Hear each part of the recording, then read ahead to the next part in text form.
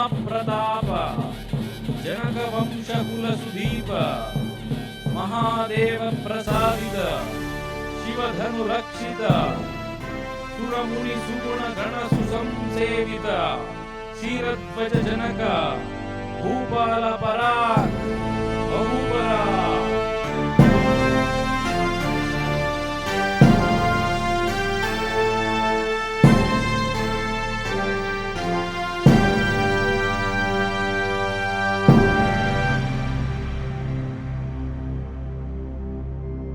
ಪ್ರಭು, ವಿಂಧ್ಯಾದಾಚಿಯ ಕಿಷ್ಕಿಂಧೆಯ ದಕ್ಷಿಣ ದೇಶದ ಸುಂದರಿಯೊಬ್ಬಳು ನೃತ್ಯದಲ್ಲಿ ಮಹಾಪ್ರವೀಣೆಯಂತೆ. ಈಗಾಗಲೇ ತನ್ನ ನೃತ್ಯ ಪ್ರದರ್ಶನವನ್ನು ದಕ್ಷಿಣದಲ್ಲಿ ಅನೇಕ ರಾಜ ಸನ್ಮಾನಗಳನ್ನು ಪಡೆದು ಈಗ ಉತ್ತರದಲ್ಲಿ ಸಕಲ ಕಲಾಪೋಷಕರಾದ ತಮ್ಮ ಬಳಿ ತನ್ನ ನೃತ್ಯವನ್ನು ಪ್ರದರ್ಶಿಸಬೇಕೆಂದು ಅಪ್ಪಣೆಯನ್ನು ಬೇಡುತ್ತಿದ್ದಾಳೆ. ಭಲೆ, ದಕ್ಷಿಣ ದೇಶದವರ ನೃತ್ಯ ಕಲೆ ಅತ್ಯಂತ ವಿಶಿಷ್ಟವಾಗಿರುತ್ತದೆ ಎಂದು ಕೇಳಿರುತ್ತೇವೆ.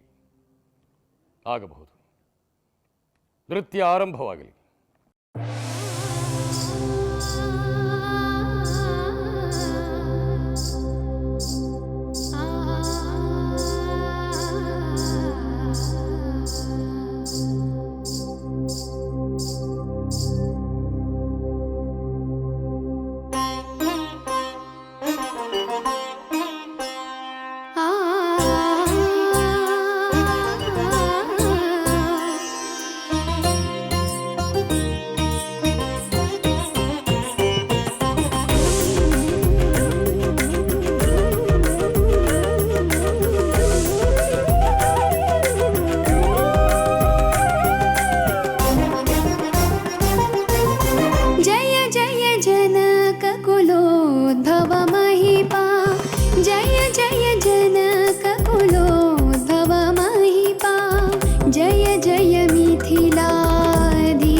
प्रतापा जय जय मिथिलाधीश प्रतापा अगणित सुगुणा सुचरित महिमा सकल जनाश्रय मोहन रूपा जय जय जनक कुलोद्भव महिपा जय जय जनक कुलोद्भव महिपा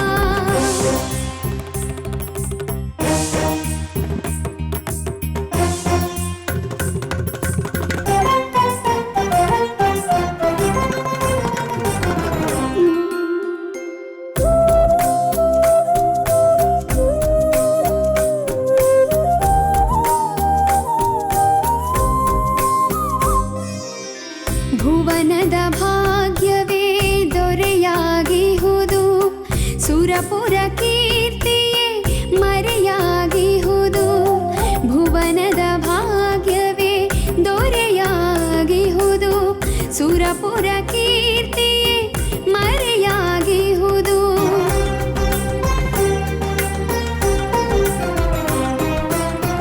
ಅನುದಿನ ಸತಿಸುತ್ತ ಪರಮಾನಂದವ ವಂಶವ ಬೆಳಗುವ ಬಹು ಸಂತಾನವ.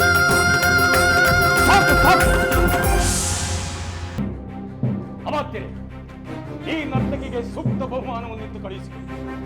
ಇನ್ನು ಯಾವ ರಾಜ್ಯ ಕಾರ್ಯವೂ ನಮ್ಮ ಹತ್ತಿರ ಬರುವುದು ಬೇಡ. ನಾವು ಏಕಾಂತದಲ್ಲಿ ಅಪ್ಪಣೆ. ಅಮಾತ್ಯರೇ, ನನ್ನಿಂದ ಏನಾದರೂ ಅಪರಾಧವಾಯಿತೆ? ಪ್ರಭುಗಳೇಕೆ ಕೋಪಿಸಿಕೊಂಡು ಹೋದರು? ಛೇ, ಅಪರಾಧವೇನಿಲ್ಲ. ಅವರ ಈ ಬೇಸರಕ್ಕೆ ಬೇರೆಯಾದ ಸಂಗತಿಯೇ ಇದೆ. ನೀನು ಅದರ ಬಗ್ಗೆ ಚಿಂತಿಸುವ ಅಗತ್ಯವಿಲ್ಲ. ಪ್ರಭುಗಳು ನಿನಗೆ ಬಹುಮಾನ ಕೊಡಲು ಹೇಳಿದ್ದಾರಲ್ಲ. ನಿಮ್ಮ ಪ್ರಭುಗಳು ಬಹಳ ಉದಾರಿಗಳು. ನಾನು ಧನ್ಯಳಾದೆ.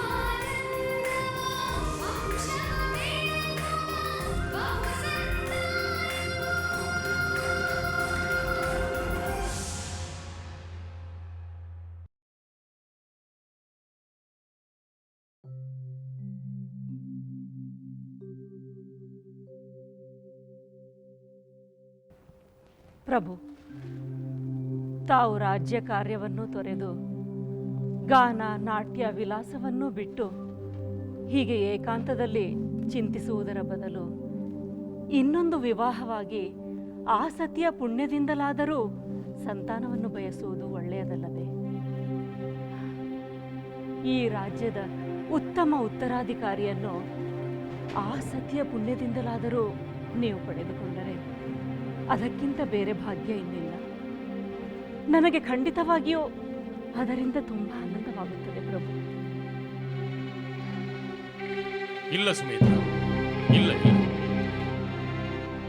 ನಿನ್ನಿಂದ ಪಡೆಯಲಾಗದ ಸಂತಾನವನ್ನು ನಾನು ಯಾವ ವಿವಾಹದಿಂದಲೂ ಯಾವ ಸತಿಯಿಂದಲೂ ಪಡೆಯಲು ಸಾಧ್ಯ. ನಮ್ಮ ದಾಂಪತ್ಯದಿಂದ ಇಲ್ಲಿಯವರೆಗೂ ನಮಗೆ ಸಂತಾನ ಪ್ರಾಪ್ತಿಯಾಗದೇ ಇರುವುದಕ್ಕೆ ನಮ್ಮಿಂದ ಯಾವ ಲೋಪವೂ ಕಾಣುತ್ತೆ.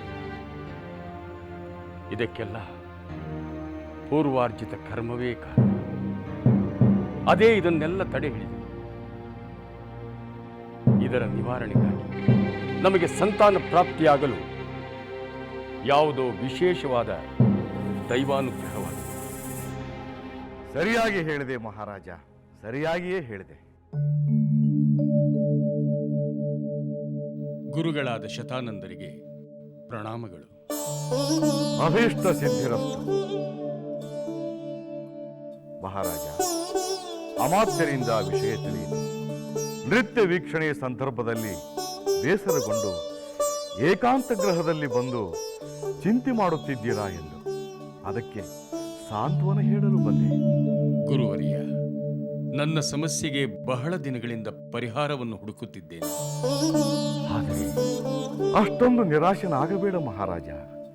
ಎಲ್ಲ ಚಿಂತೆಗೂ ಒಂದು ಪರಿಹಾರವಿದ್ದೇ ಇರುತ್ತದೆ. ಗುರುವರಿಯ, ಅದಾವ ಪರಿಹಾರವೆಂದು ತಿಳಿಯದೆ ಪರಿತಪಿಸುತ್ತಿದ್ದೇನೆ. ಹಣ್ಣಿಲ್ಲದ ಮರದಂತೆ, ತಾವರೆ ಇಲ್ಲದ ಕೊಳದಂತೆ, ಚಂದ್ರನಿಲ್ಲದ ರಾತ್ರಿಯಂತೆ, ಪಕ್ಷಿಗಳಿಲ್ಲದ ವನದಂತೆ ನನಗೆ ಸಕಲ ಸಂಪತ್ ಸೌಭಾಗ್ಯಗಳಿದ್ದರೂ ಅವೆಲ್ಲ ನಿರರ್ಥಕವೆಂಬಂತೆ ಸಂತಾನವಿಲ್ಲದ ಚಿಂತೆ ನನ್ನನ್ನು ಬಾಧಿಸುತ್ತಿದೆ ಗುರುದೇವ. ಮಹಾರಾಜ, ಸಮಸ್ಯೆಯ ಪರಿಹಾರ ಎಂದಿಗೂ ಇರುತ್ತದೆ. ಆದರೆ ಅದಕ್ಕೆ ಸರಿಯಾದ ಸಂದರ್ಭದ ಅವಶ್ಯಕತೆ ಇತ್ತು. ಈಗ ಬಂದಿದೆ. ನಿಮ್ಮ ಹಾಗೆ ರಘುವಂಶದ ಅರಸು ಅಯೋಧ್ಯೆ ದಶರಥ ಮಹಾರಾಜರು 3 ಪತ್ನಿಯರನ್ನು ಹೊಂದಿದ್ದರು. ಮಕ್ಕಳಿಲ್ಲದೆ ಪರಿತಪಿಸುತ್ತಿದ್ದರು. ಆದರೆ ಇಂದು ರಾಮ, ಲಕ್ಷ್ಮಣ, ಭರತ, ಶತ್ರುಘ್ನ ಎಂಬ 4 ಪುತ್ರ ರತ್ನರನ್ನು ಪಡೆದು ಮಹದಾನಂದವನ್ನು ಅನುಭವಿಸುತ್ತಿದ್ದಾರೆ. ಗುರುದೇವ, ದಶರಥ ಮಹಾರಾಜರ ಪಾಲಿಗೆ ಆ ಮಹಾಭಾಗ್ಯ ಸಾಧ್ಯವಾಗಿದ್ದಾದರೂ ಹೇಗೆ ಎಂದು ಹೇಳುವ ಕೃಪೆ ಮಾಡಿದ ಗುರುದೇವ. ನಾವಿಲ್ಲಿ ಬರುವಾಗ ನೀವೇ ಹೇಳುತ್ತಿದ್ದಿರಲ್ಲ ದೈವಾನುಗ್ರಹ ಎನ್ನುವ ಮಾತು. ಹಾಗೆ ಪುತ್ರ ಕಾಮೇಷ್ಟಿ ಯಜ್ಞ ದಶರಥ ಮಹಾರಾಜನಿಗೆ ಸಂತಾನವನ್ನು ನೀಡಿತು. ಯಜ್ಞ ಯಾಗಾದಿಗಳ ಮೂಲಕ ತಾವೂ ದೈವಾನುಗ್ರಹವನ್ನು ಹೊಂದಿದ್ದೇ ಆದರೆ ಮಕ್ಕಳನ್ನು ಪಡೆಯುವುದರಲ್ಲಿ ಯಾವ ಸಂದೇಹವೂ ಇಲ್ಲ ಮಹಾರಾಜ. ಗುರುವರಿಯ, ಇಂದಿಗೆ ನಮ್ಮ ಕರ್ಮ ಕಳೆದು ತಮ್ಮ ಹಿತವಚನವನ್ನು ಕೇಳುವಂತಹ ಭಾಗ್ಯ ನಮ್ಮದಾಯಿತು. ತಮ್ಮ ಸಲಹೆಯಂತೆ ಸಂತಾನಾಪೇಕ್ಷಿಯಾದ ನಾನು ಕೂಡಲೇ ಯಾಗ ಕಾರ್ಯವನ್ನು ಪ್ರಾರಂಭಿಸುತ್ತೇನೆ. ಆಶೀರ್ವದಿಸಿ. ಶುಭಶ್ಯ ಶೀಘ್ರಂ. ಸಂತಾನ ಭಾಗ್ಯ ಸಿದ್ಧಿರಸ್ತು.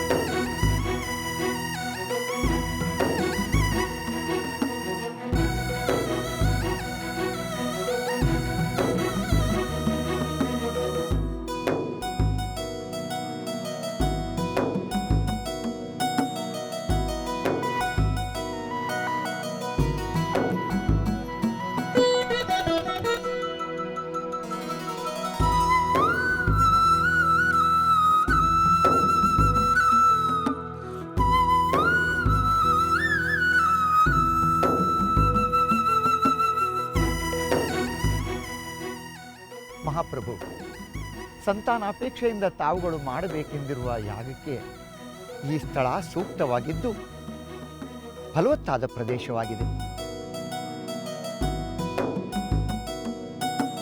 ಈ ಸ್ಥಳದಲ್ಲಿ ಯಾವುದೇ ವಿಧವಾದ ಅಸ್ಥಿಯಾಗಲಿ ಪ್ರಾಣಿ ಅವಶೇಷವಾಗಲಿ ಹುದುಗಿಲ್ಲ. ಈ ಸ್ಥಳ ದೋಷಪೂರಿತವಾಗಿಲ್ಲ ಎಂದು ದೃಢಪಡಿಸಿಕೊಳ್ಳಲು ಈ ನೇಗಿಲಿನಿಂದ ಈ ಭೂಮಿಯನ್ನು ಉತ್ತಿ ಶೋಧಿಸಬೇಕಾಗಿದೆ. ಶಾಸ್ತ್ರಾರೀತ್ಯ ಪ್ರಭುಗಳಾದ ತಾವೇ ಈ ನೇಗಿಲಿನಿಂದ ಕೊಂಚ ದೂರ ನೆಲವನ್ನು ಉತ್ತಿ ಶೋಧನೆ ಕಾರ್ಯಕ್ಕೆ ಚಾಲನೆ ನೀಡಬೇಕು. ಬನ್ನಿ. ಅಗತ್ಯವಾಗಿ ಪೂಜ್ಯ.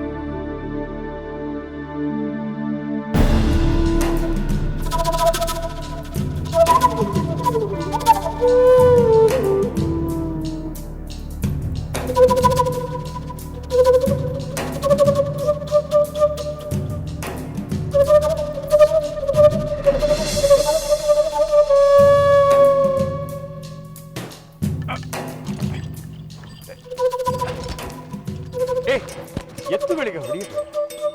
ಈ ನೇಗಿಲಿಗೆ ಏನೋ ಸಿಕ್ಕಿ ಹಾಕಿಕೊಂಡಿರುವಂತೆ. ಮೊದಲು ಇದನ್ನು ಪರೀಕ್ಷಿಸಿ. ಆಯಿತು.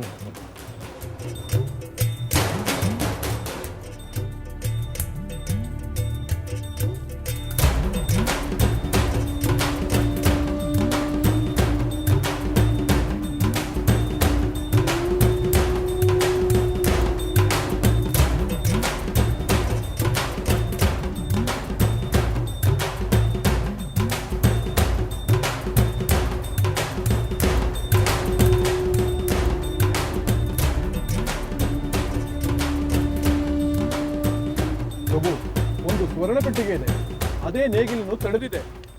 ಸರಿ, ಆ ಸ್ವರ್ಣ ಪೆಟ್ಟಿಗೆಯಲ್ಲಿ ಏನಿದೆಯೋ ನೋಡಿ.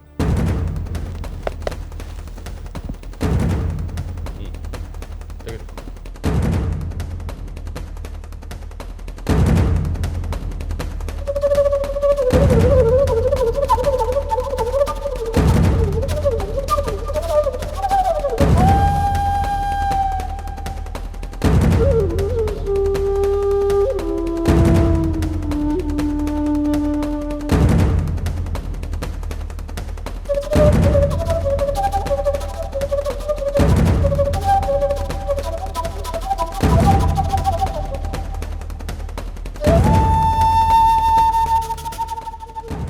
ಪ್ರಭು, ಸ್ವರ್ಣಪೆಟ್ಟಿಗೆಯನ್ನು ತೆಗೆಯಲು ಸಾಧ್ಯವಾಗುತ್ತಿಲ್ಲ ಪ್ರಭು. ಮಹಾರಾಜ,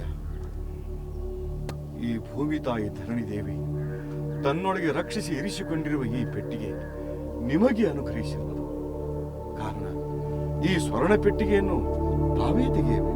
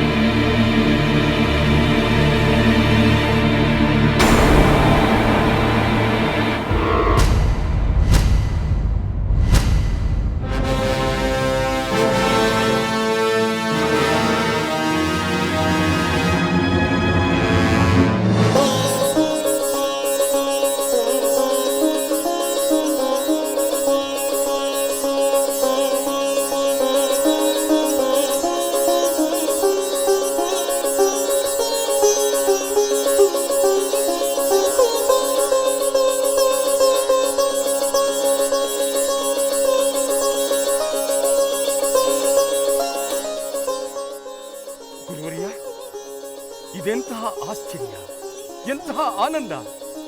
ಈ ನೆಲದಲ್ಲಿ ಈ ಸ್ವರ್ಣ ಪೆಟ್ಟಿಗೆಯಲ್ಲಿ ಇಂತಹ ಅಪೂರ್ವವಾದ ಶಿಶು. ಆಹಾ, ಮಹಾಪ್ರಭು, ಎಂಥ ಸುಂದರವಾದ ಹೆಣ್ಣು ಮಗು. ಈ ಮಗುವಿನ ಮುಖಕಾಂತಿ ನೋಡುತ್ತಿದ್ದರೆ ಆ ಮಹಾಲಕ್ಷ್ಮಿ ಈ ಮಗುವಿನ ರೂಪದಲ್ಲಿ ಅವತರಿಸಿರುವಂತಿದೆ ಅಲ್ಲವೇ?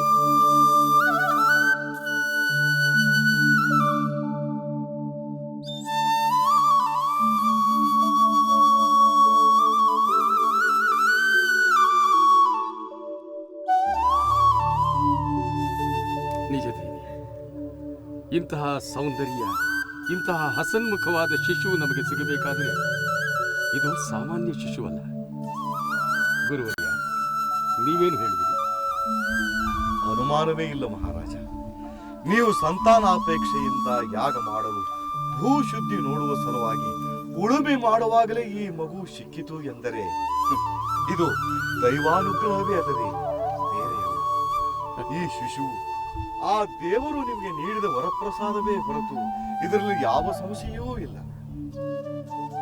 ಈ ಕೂಡಲೇ ಅರಮನೆಯಲ್ಲಿ ಕಂದನ ಜಾತಕರ್ಮ ಆರಂಭವಾಗಲಿ, ನಾಮಕರಣ ನಡೆಯಲಿ.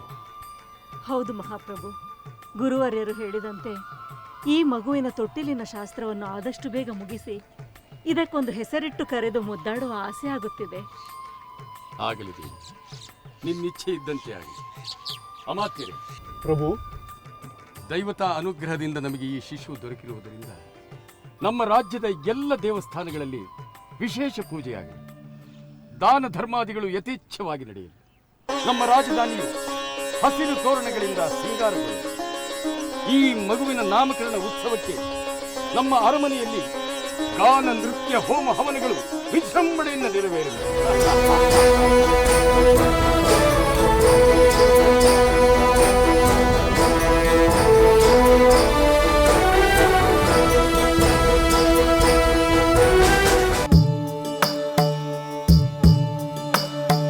ಅನುಪಮದಾನಂದ ತಂದೇಹ ಸಿರಿಕಂದ ಅಗಣಿತ ಚೆಲುವಿನ ವದನಾರವಿಂದ ಮಿಥಿಲೆಯ ಭಾಗ್ಯವೋ ದಿವಿಚಾರ ವರವೋ ಜನಕರ ವಂಶದ ಭಾಗ್ಯದ ನಿಧಿಯೋ. ಅನುಪಮದಾನಂದ ತಂದೇಹ ಸಿರಿಕಂದ ಅಗಣಿತ ಚೆಲುವಿನ ವದನಾರವಿಂದ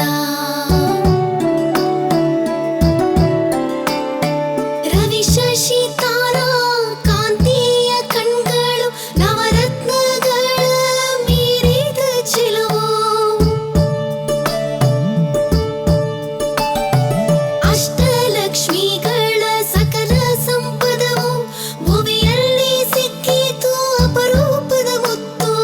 ಅನುಪಮದಾನಂದ ತಂದೇಹ ಸಿರಿಕಂದ ಅಗಣಿತ ಚೆಲುವಿನ ವದನಾರವಿಂದ. ಅನುಪಮದಾನಂದ ತಂದೇಹ ಸಿರಿಕಂದ ಅಗಣಿತ ಚೆಲುವಿನ ವದನಾರವಿಂದ. ಅಗಣಿತ ಚೆಲುವಿನ ವದನಾರವಿಂದ. ಅಗಣಿತ ಚೆಲುವಿನ ವದನಾರವಿಂದ.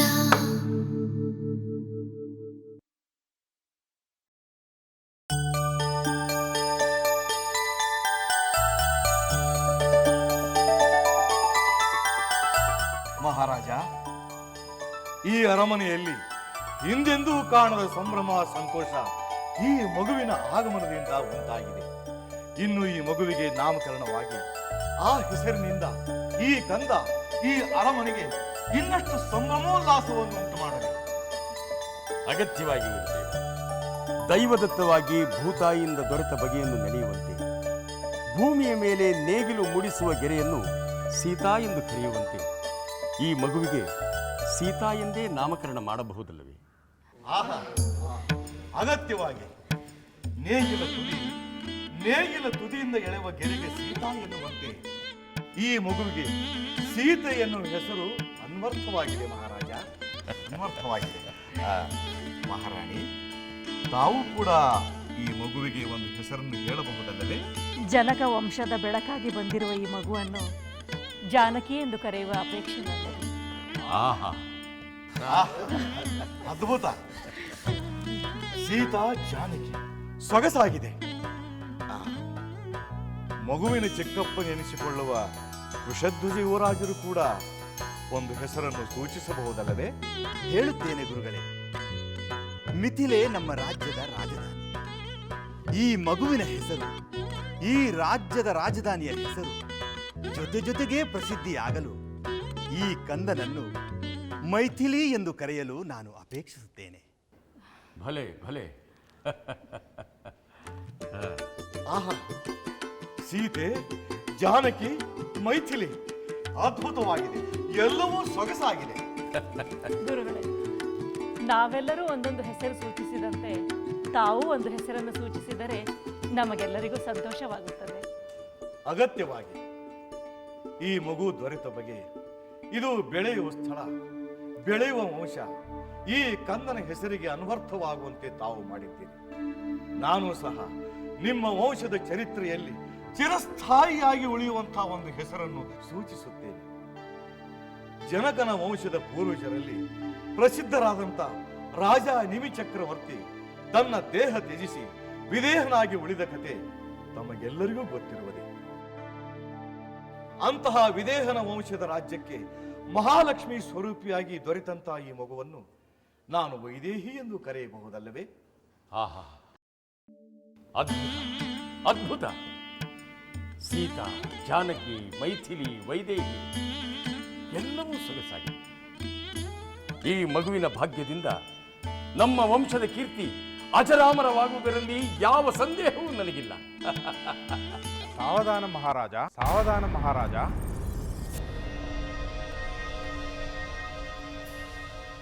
ಸಾವಧಾನ. ನೀವು ಇಷ್ಟು ಬೇಗ ಈ ನಿರ್ಧಾರಕ್ಕೆ ಬರುವುದು ಸೂಕ್ತವಲ್ಲ ಎನಿಸಿದೆ. ಅದೇಕೆಂದು ತಿಳಿಸುವಿರಾಗಿರುವರಿಯ? ಈ ಮಗು ಸ್ವರ್ಣಪೆಟ್ಟಿಗೆಯಲ್ಲಿ ಈ ರಾಜ್ಯದ ನೆಲದಲ್ಲಿ ಬಂದು ಸೇರಿದ್ದು ಹೇಗೆ? ಇದಕ್ಕೆ ಸೂಕ್ತವಾದ ಸಮಾಧಾನ ಸಿಗಬೇಕು.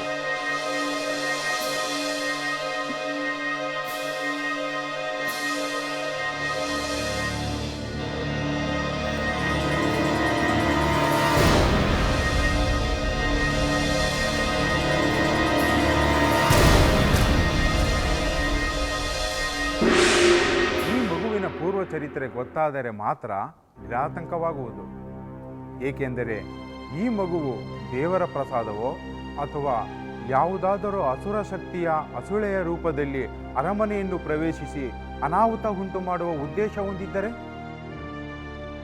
ನಾರಾಯಣ ನಾರಾಯಣ ನಾರಾಯಣ ನಾರಾಯಣ.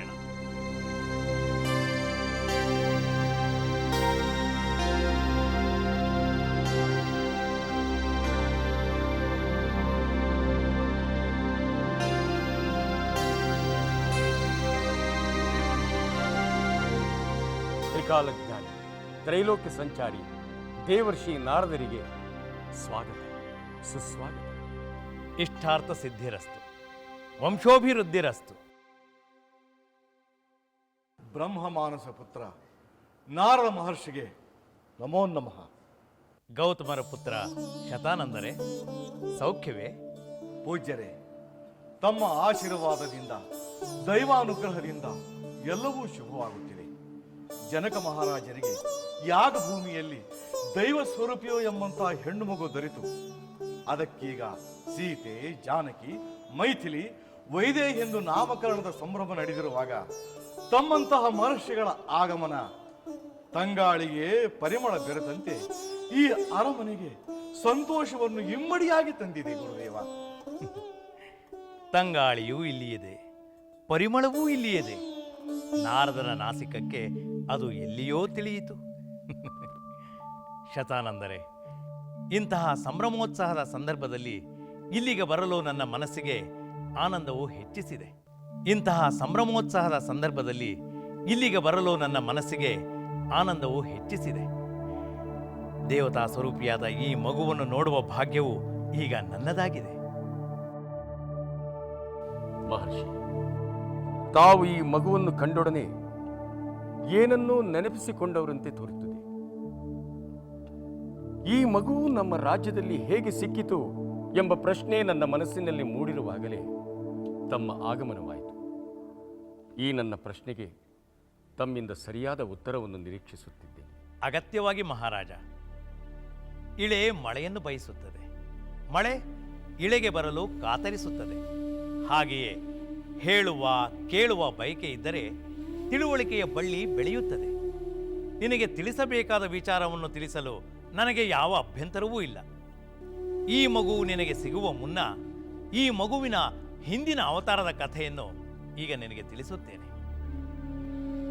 ಈ ಮಗು ಆಗ ವೇದವತಿ ಎಂಬ ಮಹಾಗುಣವತಿಯು ಸುರಸುಂದರಿಯೂ ಆಗಿ ಜನ್ಮವೆತ್ತಿ ವಿವಾಹಕ್ಕೆ ಪ್ರಾಪ್ತವಯಸ್ಕಳಾಗಿದ್ದಳು. ವೇದವತಿಯ ತಂದೆ ತನ್ನ ಮಗಳಿಗೆ ಅನುರೂಪನಾದ ವರನೊಂದಿಗೆ ವಿವಾಹವನ್ನು ಮಾಡಬೇಕೆಂದು ಅಪೇಕ್ಷಿಸಿ ವಿವಾಹದ ವಿಷಯವನ್ನು ತಿಳಿಸಲು ಮಗಳ ಹತ್ತಿರ ಕಾತರದಿಂದ ಬಂದನು. ಆಗ ವೇದವತಿ,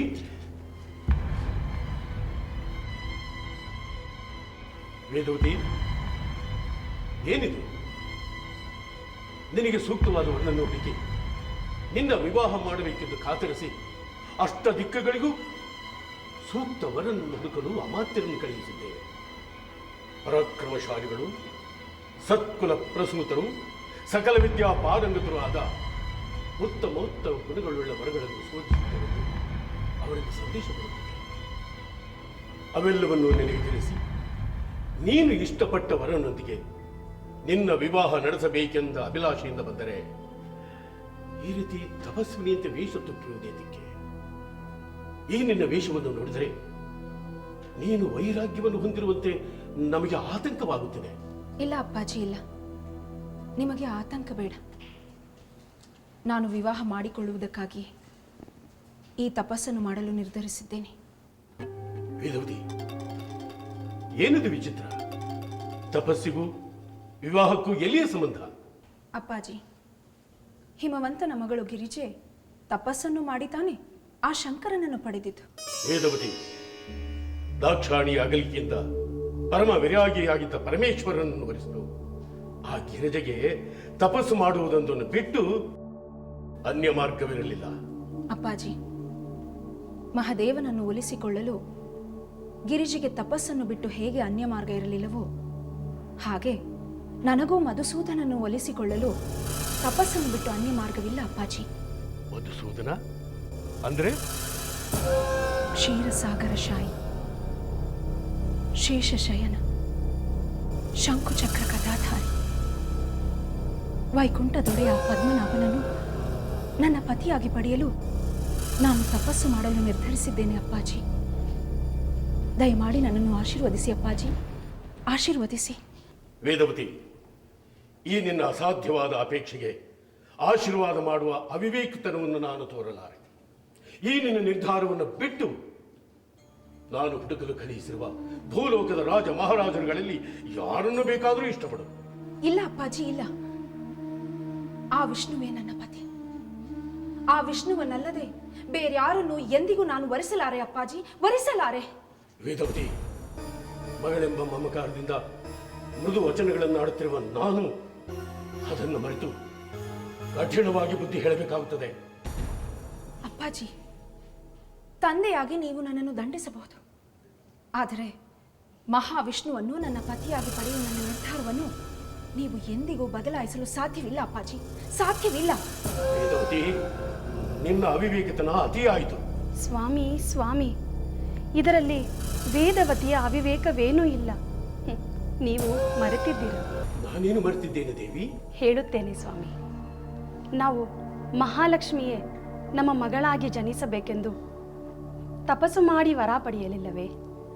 ಆ ವರ ಫಲಿಸಿ ಆ ಮಹಾಲಕ್ಷ್ಮಿಯೇ ನಮ್ಮ ಮಗಳಾಗಿ ಬೆಳೆದ ಮೇಲೆ ಆ ವಿಷ್ಣುವೇ ನಮಗೆ ಅಳಿಯನಾಗಬೇಕಲ್ಲವೇ?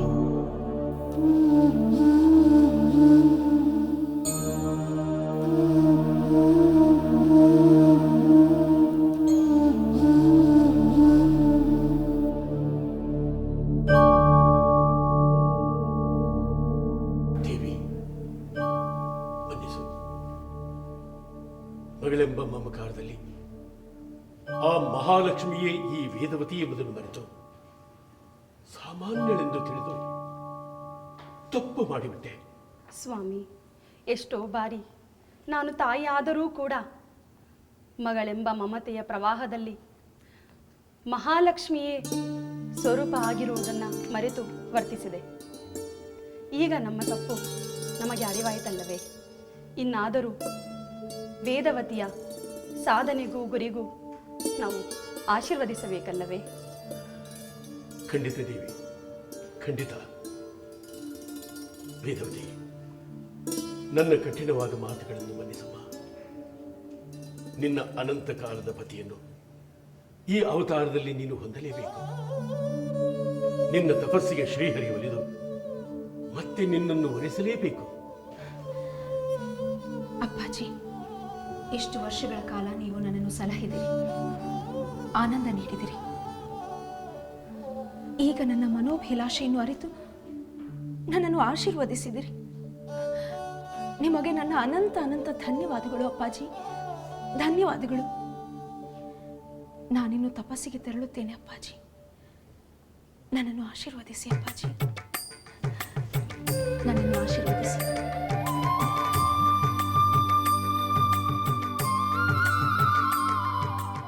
ತಾಯಿ, ನಾನಿನ್ನು ಹೊರಡುತ್ತೇನೆ. ನನ್ನನ್ನು ಆಶೀರ್ವದಿಸಿ ತಾಯಿ.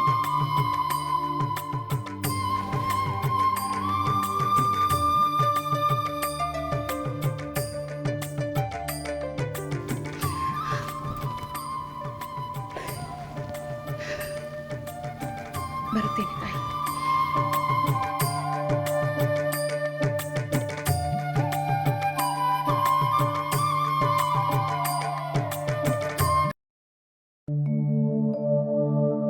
ಆದಿಲಕ್ಷ್ಮಿ ವೇದವತಿಯು ಆದಿದೇವ ಪಡೆಯಲು ಅಡವಿಯೇ ಕಾಂತದಲ್ಲಿ ಶ್ರೀಹರಿಯ ಧ್ಯಾನಿಸಲು ಅನವರತ ದೃಢ ಮನದಿ ತಪವನು ಮಾಡಿದಳು.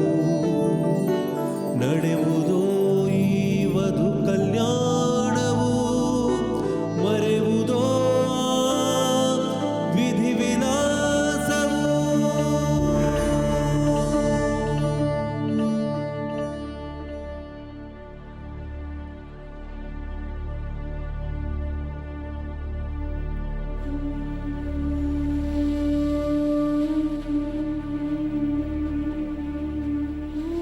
ಜನಕ ಮಹಾರಾಜ, ಲಕ್ಷ್ಮೀನಾರಾಯಣರು ಪರಸ್ಪರ ಅಗಲುತ್ತಾರೆ, ಮತ್ತೆ ಬೇರೆ ಬೇರೆ ಅವತಾರಗಳನ್ನೆತ್ತಿ ಸಾಮಾನ್ಯರಂತೆ ನಾನಾ ಶ್ರಮಪಟ್ಟು ಒಂದಾಗುತ್ತಾರೆ ಎನ್ನುವುದೆಲ್ಲ ಆಟವಿದ್ದಂತೆ. ಆದಿ ದಂಪತಿಗಳಾದ ಅವರಿಗೆ ಅಗಲಿಕೆ ಎನ್ನುವುದೇ ಇಲ್ಲ. ಆದರೂ ಲೋಕ ಕಲ್ಯಾಣಕ್ಕಾಗಿ, ಶಿಷ್ಟರ ರಕ್ಷಣೆಗಾಗಿ, ದುಷ್ಟರ ಸಂಹಾರಕ್ಕಾಗಿ ಈ ರೀತಿಯ ಅವತಾರಗಳನ್ನೆತ್ತಿ ಅಗಲಿಕೆ ಒಂದಾಗುವಿಕೆಯ ನಾಟಕವನ್ನಾಡುವ ಜಗನ್ನಾಟಕ ಸೂತ್ರಧಾರಿಗಳು ಅವರು. ಅಂತಹ ಭಗವಂತನ ನಾಟಕದಲ್ಲಿ ವೇದವತಿಯ ತಪಸ್ಸಿನ ಅಂಕ ಆರಂಭವಾಯಿತು. ಮಹರ್ಷಿ, ವೇದವತಿಯ ತಪಸ್ಸಿಗೆ ಮಹಾವಿಷ್ಣು ಒಲಿದನೆ?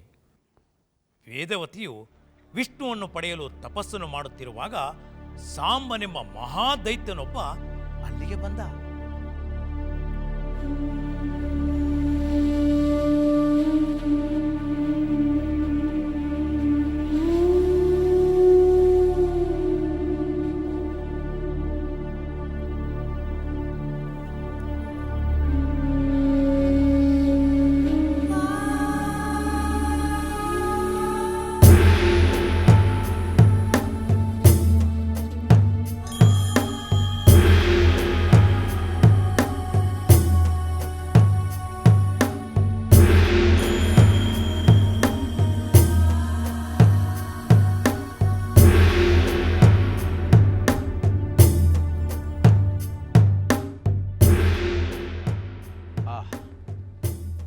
ಎಂತಹ ಅಪರಿಮಿತ ಸೌಂದರ್ಯ! ಕಂಡೊಡನೆ ಕೈವಶ ಮಾಡಿಕೊಳ್ಳಬೇಕೆನ್ನಿಸುವ ಕಾಮಿನಿ, ಬಾರಸೆಳೆದು ಅಪ್ಪಿಕೊಳ್ಳಬೇಕೆನ್ನುವ ಭಾಮಿನಿ, ನಿರಾಭರಣೆಯಾಗಿ ತಪಸ್ವಿಯಾಗಿ ಇದ್ದರೂ ಸಹ ಎಷ್ಟೊಂದು ಮನೋಹರವಾಗಿ ಕಣ್ಗೊಳಿಸುತ್ತಿರುವಳಲ್ಲ. ಇನ್ನು ರಾಣಿಯಾಗಿ ದಿವ್ಯಾಭರಣವನ್ನು ಧರಿಸಿಕೊಂಡು ಬಂದು ನಿಂತರೆ ಇವಳ ಒಲವನ್ನು ನಾನು ಪಡೆದೇ ತೀರಬೇಕು. ಇವಳ ಸೌಂದರ್ಯವನ್ನು ಹೀರಬೇಕು. ನಾನು ಇವಳನ್ನು ಪಡೆಯದೆ ಹೋದರೆ ನನ್ನ ಪೌರುಷವೇ ವ್ಯರ್ಥ. ಹೌದು, ಪೌರುಷವೇ